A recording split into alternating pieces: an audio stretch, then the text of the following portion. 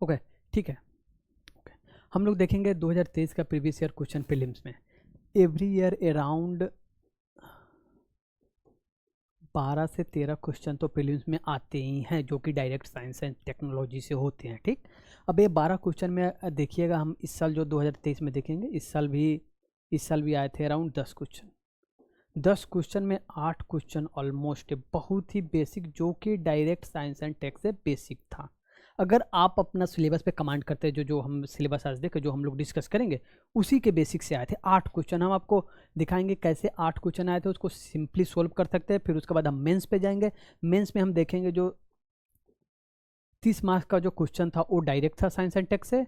फिर उसके बाद 180 मार्क्स का अप्रॉक्स इनडायरेक्ट, जो कि साइंस एंड टेक्नोलॉजी से हम 180 मार्क में हम चेंजेज ला सकते हैं और एक्स्ट्रा मार्क्स फेच कर सकते हैं। तो हम देखेंगे कि एक क्वेश्चन, अगर आप देखिएगा, एक क्वेश्चन आया था, some micro organism can grow in environment with temperature above boiling point of water, below freezing point of the water, and environment with pH below 3। ये देखिएगा कि सब में क्या है, सम माइक्रो ऑर्गेनिज्म। ठीक, एक क्वेश्चन बहुत ही बेसिक है।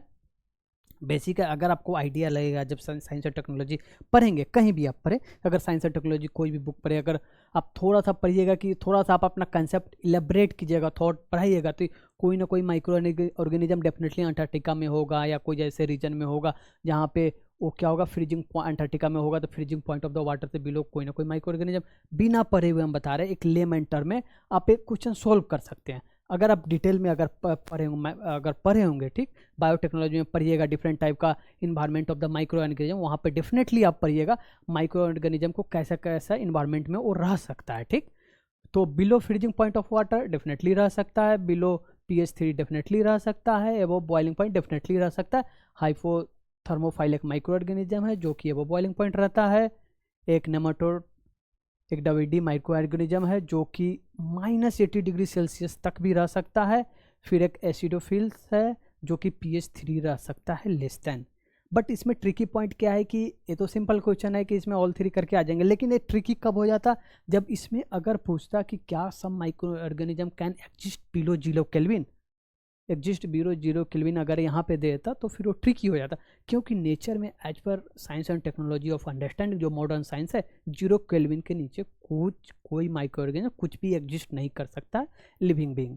Means according to our current understanding of biology and physics, below 0 kelvin कोई माइक्रो ऑर्गेनिज्म एग्जिस्ट नहीं कर सकता। तब एक क्वेश्चन ट्रिकी हो जाता, लेकिन एक क्वेश्चन अभी बहुत ही बेसिक है। फिर हम देखेंगे सेकंड क्वेश्चन जो आया था। सेकंड क्वेश्चन देखेंगे, ये बहुत ही बेसिक था, with reference to green hydrogen. जब हम साइंस एंड टेक्नोलॉजी में पढ़ेंगे एनर्जी चैप्टर में, ग्रीन हाइड्रोजन स्पेशली डिस्कस करेंगे। ठीक, मतलब कि ऑब्वियसली ये सिलेबस का पार्ट है, इसको डिस्कस करना, उससे रिलेटेड ये बेसिक से सवाल है। It can be use directly as a fuel for internal combustion, definitely. It can be blended with natural gases and fuel for heat and power, definitely. It can be use in the hydrogen fuel cell to run vehicle, definitely. बहुत ही basic question है, इसमें ज़्यादा कुछ करने की जरूरत नहीं है, ऑल 3। ठीक, इसमें भी ऑल 3 था, बहुत ही बेसिक क्वेश्चन है। आप देखिएगा साइंस एंड टेक्नोलॉजी में क्वेश्चन जो आते हैं बहुत ही बेसिक है। जब आप अपना बस कंसंट्रेशन बनाए रखिए और जो बेसिक है उसका अंडरस्टैंडिंग क्लियर एंड क्रिस्टल होना चाहिए, बस। एक क्वेश्चन देखिएगा, carbon fibre are used in manufacture of component and used in automobile and aircraft, definitely. Carbon fibre once used can not be recycled. अब ये देखिए, carbon fibre can not be recycle, अगर आप कहीं साइंस एंड टेक्नोलॉजी पढ़े होंगे तो अभी के टाइम में कार्बन फाइबर का चलन ज़्यादा है या उसका अप्लीकेशन ज़्यादा हो रहा है। अगर अप्लीकेशन ज़्यादा हो रहा है तो रिसाइकल डेफिनेटली होगा, बिना पढ़े हुए आप इस क्वेश्चन को डील कर सकते हैं। हाँ, अगर आप पढ़े हुए हैं तो इजीली आप क्लियर अंडरस्टैंडिंग होगी, तो कार्बन फाइबर का रिसाइकिल बहुत ही इजीली पॉसिबल है। तो ये क्वेश्चन बहुत ही सिंपल है कि ये नहीं होगा, ओनली 1। फिर नेक्स्ट क्वेश्चन देखिएगा, डिटेक्शन ऑफ कार क्रैश या collision which result in deployment of the air bags instantly. फिर detection of accidental free fall of laptop, detection of tilt of smartphones. इसमें क्या है कि कहीं ना कहीं कुछ चीज़ गिर रही है, मतलब कि अब इसमें क्या क्वेश्चन है, in how many above function of the accelerometer required. अगर आपको बेसिक एसिलोमीटर का मीनिंग भी पता है तो आप एक क्वेश्चन सोल्व कर सकते हैं। एसिलोमीटर क्या होता है? वो एसिलेशन मेजर करता है, मतलब कि चेंज ऑफ वेलोसिटी मेजर करता है। इस सब में क्या है? Change of velocity change. इसमें लैपटॉप अगर गिर रहा है, मतलब कि लैपटॉप डिटेक्शन हो रहा है गिरने का, फिर डिटेक्शन ऑफ स्मार्टफोन, इसमें क्या हो, सब जगह वेलोसिटी चेंज हो रहा है, पोजीशन चेंज हो रही है, एसिलेशन डेफिनेटली चेंज होगा। यहाँ पे क्या है? यहाँ पे भी वेलोसिटी चेंज हो रही है, डेफिनेटली सब में एसिलोमीटर का यूज होगा। ये simple basic understanding of the science है। और हिंदी मीडियम वाले जितने भी छात्र हैं, और उसके लिए हिंदी मीडियम का जो स्पेशल बैच होगा उसमें आपको डरने की ज़रूरत नहीं है। आप आइए साइंस एंड टेक्नोलॉजी में, डेफिनेटली आपको एक basic clear and crystal understanding of science and technology जो कि विज्ञान और प्रौद्योगिकी की है आपको मिलेगा। ठीक, आपको अच्छे से समझ में आएगी। ये सब क्वेश्चन एक्चुअली अभी के टाइम में क्या होता है, इंग्लिश मीडियम वालों का चलन ज़्यादा है कि उनका सिलेक्शन ज़्यादा होता है। सिलेक्शन ज़्यादा क्यों होता है, ये भी अंडरस्टैंडिंग की बात है, ये भी समझने वाली बात है। अगर हम बोले कि साइंस एंड टेक्नोलॉजी से 180 मार्क्स इनडायरेक्ट रूप से फेच हो रहा है, तो कहीं ना कहीं एक पार्टिकुलर जो स्टूडेंट है, अगर उसको साइंस एंड टेक्नोलॉजी की समझ अच्छे से नहीं है, मान लेते हैं वो कन्फ्यूज है, क्लाउड कंप्यूटिंग, ब्लॉकचेन टेक्नोलॉजी और डिफरेंट टाइप का जो एआई टेक्नोलॉजी, उसमें अगर वो कन्फ्यूज है तो डेफिनेटली वो 180 मार्क्स में वो लैग करेगा कहीं ना कहीं। ठीक, तो हम लोग क्लास में डिटेल में डिस्कस करेंगे basic to higher order science. Next question पे आते हैं। नेक्स्ट क्वेश्चन है कि with reference to the role of the biofilter in recirculating aquaculture system consider the following statement. Biofilters, नाम से ही स्पष्ट है, बायोफिल्टर मतलब बायोलॉजिकल सब्सटेंस है या कोई भी बायोलॉजिकल चीज़ है उसको फिल्टर करेगा। ठीक, अब आते हैं ऑप्शन पे। Biofilter provide waste treatment by removing uneaten fish feed. Definitely biofilter जो है वेस्ट ट्रीटमेंट कर रही है, फिल्टर कर रही है। Biofilter convert ammonia present in fish water to nitrate, definitely एक कन्वर्जन का काम कर रही है। Biofilter increase phosphorus as a nutrient for fish in water. एक ही जो कि है बायोफिल्टर का काम नहीं है, ये क्या हो रहा है, फास्फोरस न्यूट्रिएंट ऐड कर रही है। ठीक, तो बायोफिल्टर का काम न्यूट्रिएंट ऐड नहीं करना, उसको क्या करना है, उसको फिल्टर करना है। ठीक, तो 3 नहीं होगी। ठीक, इसमें only two biofilter removes nitrogen, ये सही है, ये सही है। बायोफिल्टर इंक्रीज, ये सही नहीं है। ठीक, तो अब देखिएगा ये जो क्वेश्चन आ रहे हैं बेसिक अंडरस्टैंडिंग ऑफ साइंस ही है। नेक्स्ट क्वेश्चन आते हैं, स्पेस से है। अगर आप स्पेस एंड टेक्नोलॉजी का कोई भी क्लास अगर आप किए होंगे, ठीक, तो उसमें आपको जरूर नेबुला का जिक्र हुआ होगा, पल्सर का जिक्र होगा, सिफाइड का जिक्र हुआ होगा। इवन कि अगर आपको इसमें से कोई 2 भी पता है तो आप एक क्वेश्चन को अच्छे से सोल्व कर सकते हैं। जैसे nebula, nebula science and technology का फर्स्ट ही चैप्टर में होता है। नेबुला जो होता है giant cloud of dust and gas in space, इससे क्या होता है, स्टार का फॉर्मेशन होता है। ठीक, अब इसमें क्या है, तो इसमें पूछ रहा है how many above pairs are correct matched. ठीक, अब इसमें देखिएगा कि ये नेबुला, ये तो करेक्ट मैच तो नहीं है, जब ये इसका पार्ट है तो ये भी नहीं होगा। ठीक, अब क्या बचा, न्यूट्रॉन। अब पल्सर आप पढ़िएगा, जब न्यूट्रॉन स्टार पढ़िएगा तो वहाँ पे पल्सर का जिक्र होगा। Neutron star data forming when massive star run out of the fuel and collapse, तो क्या होगा इसमें ओनली 3। ये भी जो है बहुत ही बेसिक क्वेश्चंस हैं, जब आप स्पेस पढ़िएगा तो आपको, हाँ ओनली 1, हाँ ठीक, ओनली 1 मीन्स एक गलत है, गलत है, ओनली 1। ओके, फिर एक क्वेश्चन है डिफेंस से रिलेटेड। ये भी बहुत ही सिंपल है। अगर आपको एक consider following statement, ballistic missile, अगर आपको पता है कि व्हाट इज बैलिस्टिक मिसाइल तो ए ऑप्शन तो सोल्व हो जाएगा। व्हाट इज अग्नि 5, अग्नि 5 क्या होता है, ये भी क्वेश्चन सोल्व। बैलिस्टिक मिसाइल क्या होता है, बैलिस्टिक मिसाइल होता है कि वो ऐसे जाता है, मतलब कि इसमें जो रेंज ऑफ जो फ्यूल होता है consumption only initial of flight होता है। ठीक, डिटेल में डिस्कशन करेंगे जब हम डिफेंस पढ़ाएंगे। तो ballistic missile at jet propelled at subsonic speed throughout their flight, while cruise missile are rocket propelled only in initial phase of flight. Actually ये बैलिस्टिक मिसाइल का डेफिनेशन इधर है और क्रूज मिसाइल का definition उधर है, ये interchange है, स्वैप हुआ है। ठीक, तो ये तो नहीं होगा। अग्नि 5 is a medium range supersonic cruise missile, while BrahMos is a solid fall intercontinental ballistic missile. जब आप डिफेंस में पढ़िएगा बहुत ही बेसिक है, इसका अंडरस्टैंडिंग होना चाहिए। अग्नि 5 जो है वो इंटरकॉन्टिनेंटल बैलिस्टिक मिसाइल है, ये भी स्वैप्ड है। ठीक, ये यहाँ जाएगा, ब्रह्मोस वहाँ जाएगा, तो इसमें से क्या होगा, कोई नहीं होगा। ठीक, ये भी क्वेश्चन बहुत ही बेसिक है। तो साइंस एंड टेक्नोलॉजी में अगर एक साल में अगर 12 क्वेश्चन अराउंड आती है तो आपको अराउंड 10 से 11 क्वेश्चन, 10 क्वेश्चन तो डेफिनेटली बहुत ही बेसिक होगा, बहुत ही बेसिक। 1-2 क्वेश्चन जो कि करंट अफेयर से रिलेटेड रहता है उसमें थोड़ा सा और ट्रिकी हो जाता है। लेकिन जैसा कि ये क्वेश्चन देखा जा रहा है 2023 में, बहुत ही बेसिक है, आप आसानी से सॉल्व कर सकते हैं साइंस एंड टेक्नोलॉजी से। बस हाँ, क्लियर एंड क्रिस्टल अंडरस्टैंडिंग होनी चाहिए, कहीं भी कन्फ्यूजन का कोई चांस नहीं होना चाहिए। फिर ये जो क्वेश्चन आया था ओल्बचिया मेथड, ये जो है एक करंट अफेयर से रिलेटेड था।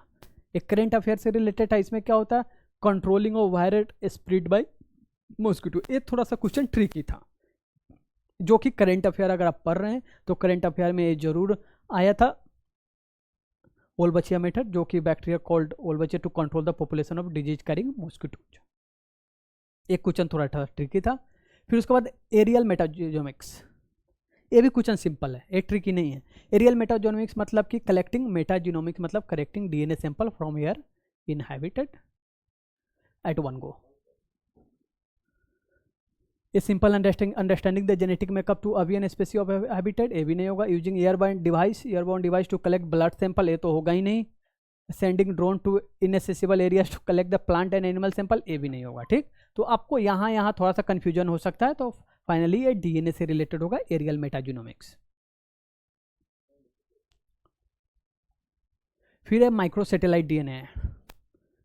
जब आप डीएनए पढ़िएगा, डीएनए में क्या होती है कि इसमें सिंपली रिलेशन, जैसे कि कोई फादर या मदर है, उसका चाइल्ड है, उसका रिलेशन कैसे देखते हैं, उसका डीएनए सैंपल से देख सकते हैं, हाँ इसका बच्चा है, और उसका मदर पेरेंट को इजीली आइडेंटिफाई कर सकते हैं। माइक्रोसैटेलाइट डीएनए क्या होती है कि ये जो है ना, evolutionary relationship among the various species of fauna, ये होगा। अगर इसमें दिखेगा stimulating stem cell to transform into diverse functional tissue, ये नहीं होगा। Promoting clonal propagation horticulture planning, ये भी नहीं होगा। असेसिंग द एफिकेसी ऑफ, एक क्वेश्चन थोड़ा सा मीडियम लेवल का बोल सकते हैं। ठीक,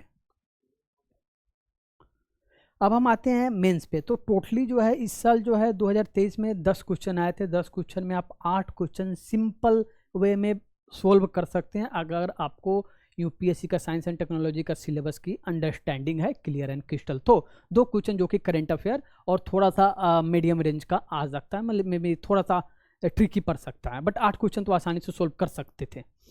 फिर हम आते हैं मेंस के सिलेबस में। मेंस के सिलेबस में जैसा कि हम आज देखें कि साइंस एंड टेक्नोलॉजी का डायरेक्ट तो अपना स्कोप तो है ही, और इनडायरेक्ट स्कोप भी देखेंगे। डायरेक्ट एक क्वेश्चन आया तो हुआ था इस साल मेंस में 10 नंबर का, क्या था, introduce the concept of AI, how does AI help in clinical diagnosis, how do you perceive any threat privacy to individual use of AI in health care. तो एआई है तो रिसेंट टेक्नोलॉजी, ऑब्वियसली इसके बारे में question आना था।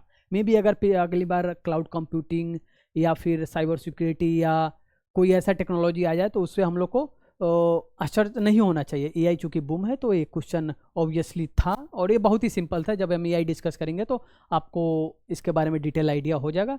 इसमें introduction, definition लिखे हैं, बॉडी में use of clinical diagnosis, basic understanding of the AI only, privacy of the individual. जब एआई जिक्र करेंगे एआई का तो उसमें देखेंगे कैसे प्राइवेसी ऑफ इंडिविजुअल को अफेक्ट करता है। जैसे मान लेते हैं कि आप गए कैंसर, किसी को कैंसर हो गया, मान लेते हैं को हो गया एमआरआई करवाने, ठीक, एमआरआई उसमें एआई डाल दिया, और एआई डालने के बाद वो एमआरआई डिटेक्ट कर लिया पर्टिकुलर एरिया में कैंसर।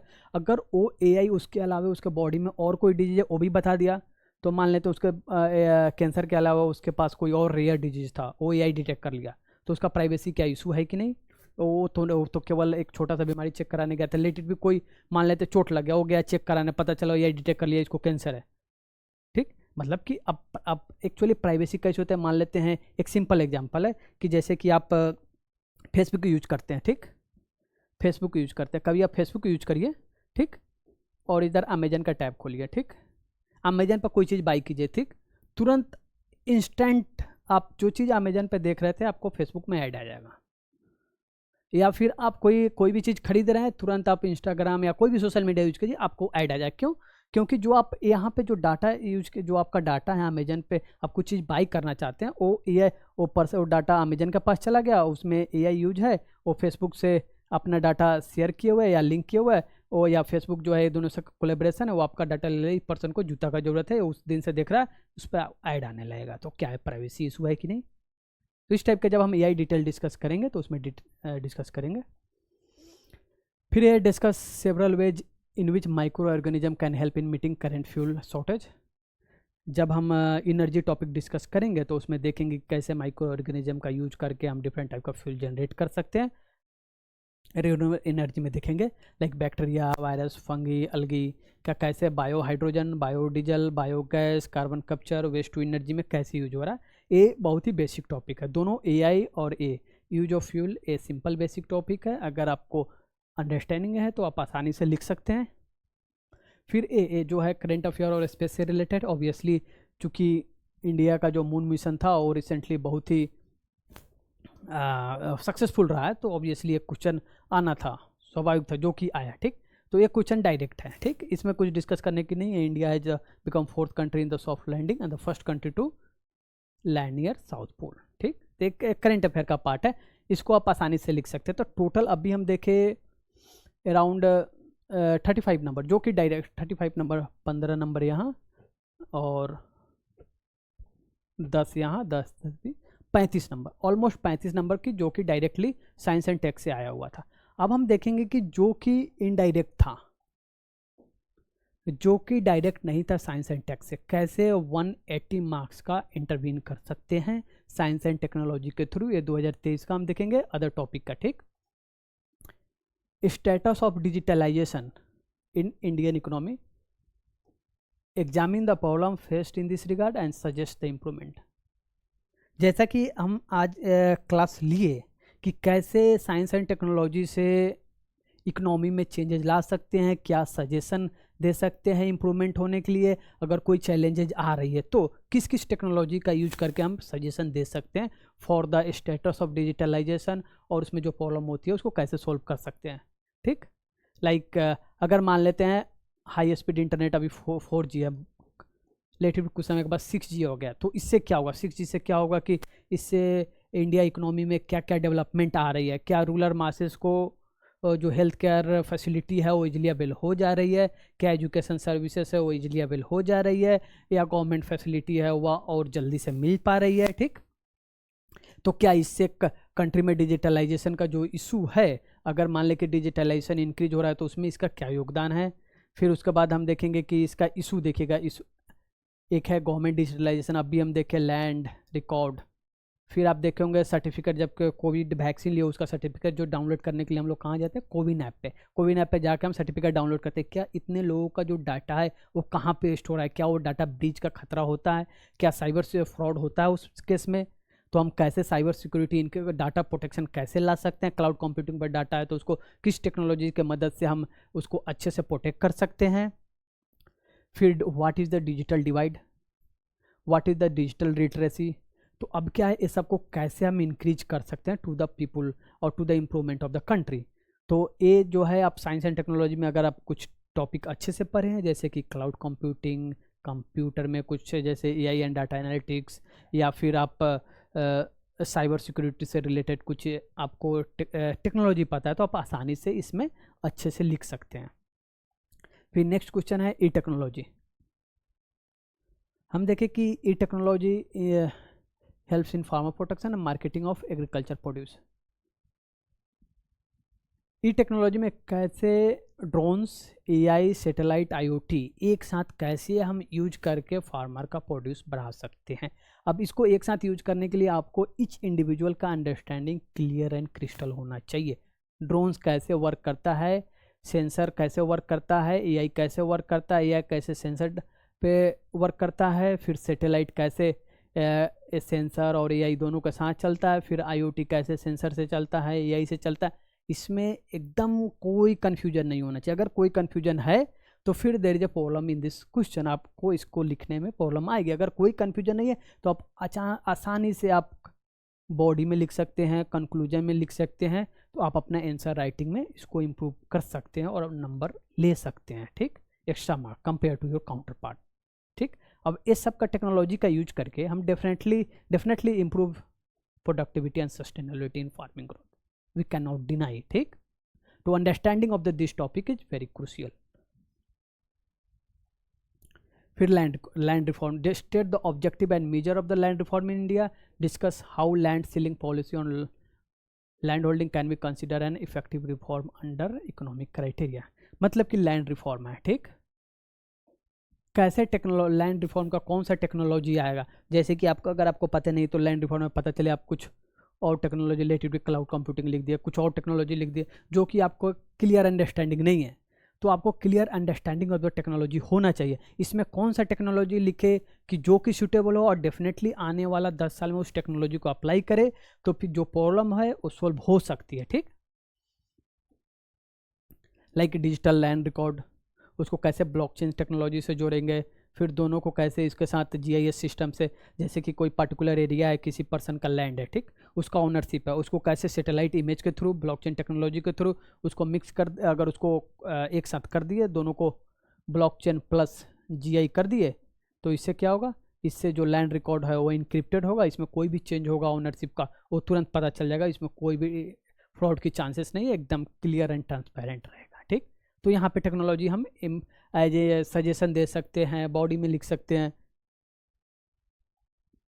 फिर ये देखिए, dam failure always catastrophic specially on the down stream side resulting the colossal property, analyse the various causes of dam failure, two example of large dam failure. ठीक, अब dam failure में आप technology में डाल सकते हैं, जैसे अभी देखिए कैसे डिफरेंट टाइप का एडवांस मटेरियल जो कि नैनो मटेरियल का मिक्स करके, जो करंट मटेरियल है उसके साथ मिक्स करके कैसे इसका इफिशियंसी बढ़ाई जा सकती है, कैसे हम सेंसर के थ्रू डैम में कहीं भी कोई क्रैक आ रहा है तो सेंसर कैसे उसको डिटेक्ट कर सकता है, कैसे हम उसको EIN IoT सेंसर कैसे, क्या IR सेंसर लगा के हम डिटेक्ट कर सकते हैं, इवन कि माइक्रोमीटर का क्रैक या मिलीमीटर का भी क्रैक आता है, एकदम छोटा सा भी क्रैक, उसको कैसे डिटेक्ट कर सकते हैं सेंसर के थ्रू और उसको कैसे IoT के साथ जोड़ सकते हैं, ये सब हम टेक्नोलॉजी में यहाँ पे लिख सकते हैं। फिर ऑयल पोल्यूशन, आप जब नैनो मटेरियल में पढ़िएगा, इवन बायोटेक्नोलॉजी में पढ़िएगा, अगर मरीन में ऑयल पोल्यूशन होगा उसको कैसे डिग्रेड करते हैं, किस टाइप का मटेरियल डाला जाए कि वो जो ऑयल पोल्यूशन है वो डिग्रेड होके क्या हो, वो इन्वायरमेंट में मिल जाए, लाइक कौन सा बायोलॉजिकल एजेंट यूज करे या केमिकल एजेंट यूज करे जो कि ऑयल पोल्यूशन को रिड्यूस कर सकती है, उसको ब्रेक कर सकती है। ठीक, या नैनो मटेरियल, या कौन सा नैनो मटेरियल डाल ले जो कि ऑब्जर्व कर ले स्पिल्ड ऑयल फ्रॉम द, इसका अंडरस्टैंडिंग होगा साइंस एंड टेक्नोलॉजी का मटेरियल का, तो आप इजीली इस क्वेश्चन में आप लिख सकते हैं। फिर है अनएम्प्लॉयमेंट इशू है, most of the unemployment in India is structural in nature, examine the methodology or to compute unemployment in the country and suggest improvement. Obviously technology is the only role can play here, मतलब कि अगर आपका understanding है science and technology का तो definitely improvement हो सकता है। कैसे इम्प्रूवमेंट हो सकता है, जैसे कि जितना भी लेटेस्ट टेक्नोलॉजी आ रही है आप उसका लेटेस्ट टेक्नोलॉजी का स्किल ट्रेनिंग करा दीजिए, तो लेटेस्ट टेक्नोलॉजी का स्किल ट्रेनिंग से क्या होगा कि डेफिनेटली एम्प्लॉयमेंट जो है वो बढ़ेगा, और इससे क्या होगा कि मोस्ट ऑफ द एम्प्लॉयमेंट है। एक इस क्वेश्चन में एग्जामिन द, बाकी जो टॉपिक है वो इकोनॉमिक्स, आपको इकोनॉमिक्स में पढ़ना है, ऐसा नहीं कि इकोनॉमिक्स में नहीं पढ़ना है, इकोनॉमिक्स पढ़ना है, प्लस आप उसमें साइंस एंड टेक ऐड कर दीजिएगा, तो आपका क्या होगा, जो क्वेश्चन का आंसर होगा सबसे बेटर होगा, आपको डेफिनेटली एक्स्ट्रा मार्क मिलेंगे, क्योंकि जो आंसर चेक करेंगे वो डेफिनेटली देखेंगे क्या ये जो लड़का है या जो बॉयज और गर्ल्स या सी और C he is able to understand the latest technology in terms of employment, उसको समझ आ रही है कि नहीं कि टेक्नोलॉजी से एम्प्लॉयमेंट सोल्व होता है कि नहीं। नेक्स्ट क्वेश्चन देखिएगा, स्किल डेवलपमेंट प्रोग्राम है succeeded in increasing human resource in various sector in context of statement analyse the linkage between education, skill and employment. अभी के टाइम में एम्प्लॉयमेंट बहुत ही बड़ा इशू है, तो आप कैसे एजुकेशन को स्किल से जोड़ सकते हैं, स्किल्स को एम्प्लॉयमेंट से जोड़ सकते हैं। ठीक, फिर नेक्स्ट क्वेश्चन है इलेक्ट्रिकल व्हीकल। जब हम पढ़ेंगे एनर्जी तो उसमें देखेंगे कि अभी के टाइम में इलेक्ट्रिकल व्हीकल जो आ रही है वो हाइड्रोजन फ्यूल सेल से कैसे हो रही है, उसको कैसे अभी के टाइम में H2 हाइड्रोजन फ्यूल सेल एक कैसे एक क्लीन एनर्जी है, H2 plus O2 equal to H2 एक क्लीन एनर्जी है, इसको कैसे हम इलेक्ट्रिकल व्हीकल को कैसे हम H2O से जोड़ सकते हैं, या नॉर्मल इलेक्ट्रिकल व्हीकल जो कि इलेक्ट्रिसिटी पे चल रही है, इलेक्ट्रिक पावर बैटरी पे चल रही है, उसको कैसे हम इस टेक्नोलॉजी को कैसे हम प्रोपेगेट कर सकते हैं, उसका इफिशियंसी कैसे बढ़ा सकते हैं, एनर्जी में स्पेशली हम डिस्कस कर सकते हैं। और आपको क्लियर अंडरस्टैंडिंग है रिन्यूएबल एनर्जी को, तो आप इसमें बहुत अच्छे से लिख सकते हैं। मीन्स किस टाइप का रिन्यूएबल एनर्जी हम इलेक्ट्रिकल व्हीकल में यूज कर सकते हैं। फिर the crucial aspect of development process has been adequate attention paid to human resource development in India, suggest measure that can address this inadequacy. Same मतलब कि technological skills आप लिख सकते हैं इस क्वेश्चन में भी। ई गवर्नेंस, अभी हम पिछले क्लास में डिस्कस किए थे ई गवर्नेंस। ई गवर्नेंस क्या होती है कि कैसे हम गवर्नमेंट को डिजिटल के थ्रू कनेक्ट करके और सिटीजन को जोड़ सकते हैं। अब इसमें क्या है, effectiveness, transparency, accountability in government, what inadequacy हम पर the enhancement in this feature. अब क्या है कि इसमें क्या क्लाउड कंप्यूटिंग, एआई और ब्लॉकचेन टेक्नोलॉजी क्या ट्रांसपेरेंसी इंक्रीज करती है ई गवर्नेंस में। क्या ई गवर्नेंस में अगर हम क्लाउड कंप्यूटिंग पर कोई डाटा स्टोर करते हैं, लेट इट भी इंडिया का पॉपुलेशन लेट इट भी आउट ऑफ 80 करोड़ डाटा है हमारे पास, लेट इट भी 140 crore out of 80 crore data है लोगों का। अब वो क्या क्लाउड कंप्यूटिंग पे स्टोर होता है, क्या उसका डाटा प्रोटेक्टेड है, क्या उसको कोई उसको रिट्रीव नहीं कर रहा है फॉरेन में। क्या अभी के टाइम में एक इशू आया था कि इंडिया का जितने भी आधार कार्ड के डाटा हैं टेलीग्राम पे इजीली अवेलेबल है एक्सेस में, क्या वो डाटा कैसे साइबर फ्रॉड हुआ, ठीक, गवर्नमेंट का डाटा कैसे वो ट्रांसपेरेंसी जो थी वो कैसे ब्रीच हुई, हम लोग इसके बारे में पढ़ेंगे डिटेल में। फिर एक क्वेश्चन है, discuss the measure adopted by government in the like conflict resolution in Jammu Kashmir, terrorist affective area. इस सब में हम कंक्लूजन में लिख सकते हैं। एक यहाँ पे use of unmanned air vehicle by our adversary across the border. अब इवन कि अनमैन्ड एयर व्हीकल यूज किया जा रहा है, अब इसमें कैसे डिटेक्ट करेंगे कि अनमैन्ड एयर व्हीकल जो है ये इनेमी साइड का है या फिर सस्पिशियस एक्टिविटी है। अब इसमें कैसे यूज कर सकते हैं, यहाँ पे टेक्नोलॉजी का यूज कर सकते हैं फॉर द इंटरनल सिक्योरिटी। ये देखिएगा चेंजेज इन जितने भी क्वेश्चन है इस साल 2023 के मेंस के क्वेश्चन थे। डेफिनेटली साइंस एंड टेक्नोलॉजी से हम इसमें इम्प्रूवमेंट ला सकते हैं आंसर का, अगर अंडरस्टैंडिंग है अच्छे से तो।